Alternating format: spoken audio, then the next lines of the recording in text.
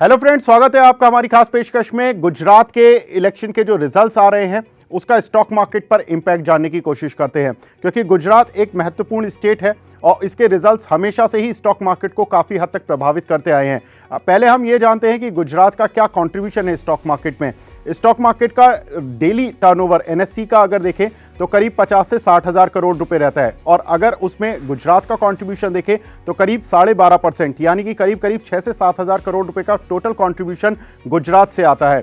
लेकिन गुजरात की लॉबी से केवल गुजरात में ही नहीं है, मुंबई में भी है। मुंबई जो कि स्टॉक मार्केट की एक तरह से कैपिटल कहा जाता है, जहां से कि करीब 68% कंट्रीब्यूशन आता है, और उधर भी जो सबसे बड़ी लॉबी है वो गुजरातियों की है और मारवाड़ियों की है। तो उसमें गुजराती लॉबी का भी अगर कंट्रीब्यूशन देखें तो वो भी एक बहुत बड़ा कंट्रीब्यूट करते हैं। तो कुल मिलाकर हम ये कह सकते हैं कि स्टॉक मार्केट में एक बड़ा जो प्रभाव है वो गुजरात का है, और गुजरात के जो इलेक्शन के रिजल्ट्स होते हैं वो जरूर प्रभावित करते हैं। अब जिस तरह से हम देख रहे हैं कि बीजेपी लीड कर रही है, तो ये एक फेरबदल नहीं हुआ है। वहाँ पर जो भी रिजीम चल रही थी वही चलती आ रही है, इसलिए जो पॉलिसीज़ हैं उनमें कोई बहुत बड़े बदलाव की उम्मीद नहीं है, जिसका एक सीधा इंपैक्ट शेयर बाजार पर देखने को मिलता है। हालांकि आज के सत्र में देखें तो निफ्टी ने केवल 90 अंक के दायरे में ही उतार चढ़ाव दिखाया, और अगर पूरे दिन के मूवमेंट में देखें तो इम्पॉर्टेंट ये था क्योंकि जैसे जैसे रुझान आ रहे थे, जिस तरह से रिजल्ट्स आ रहे थे गुजरात से, वहाँ पर कोई बहुत ज़्यादा बड़ा बदलाव नहीं दिख रहा था। इनफैक्ट बीजेपी की सीट घट रही हैं या बढ़ रही हैं 10-20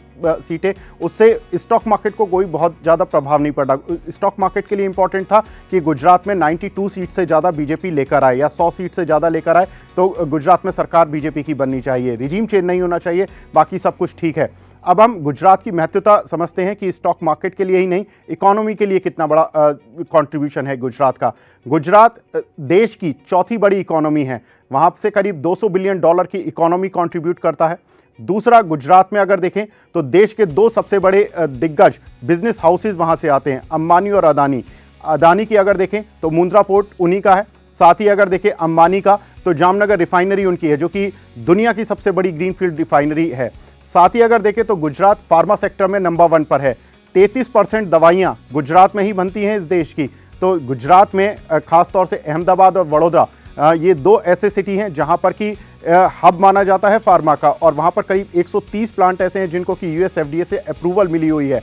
डेयरी प्रोडक्ट में गुजरात का नंबर 1 कंट्रीब्यूशन है इंडिया के अंदर। डेयरी प्रोसेसिंग में अगर हम देखें तो सबसे बड़ी कंपनी अमूल, जो कि एशिया की नंबर 1 दूध की प्रोसेसर कंपनी है, वो गुजरात से ही कंट्रीब्यूट करती है। तो ये कुछ एक क्षेत्र हैं जहां से कि गुजरात का कंट्रीब्यूशन सीधे तौर पर इकोनॉमी में दिखता है।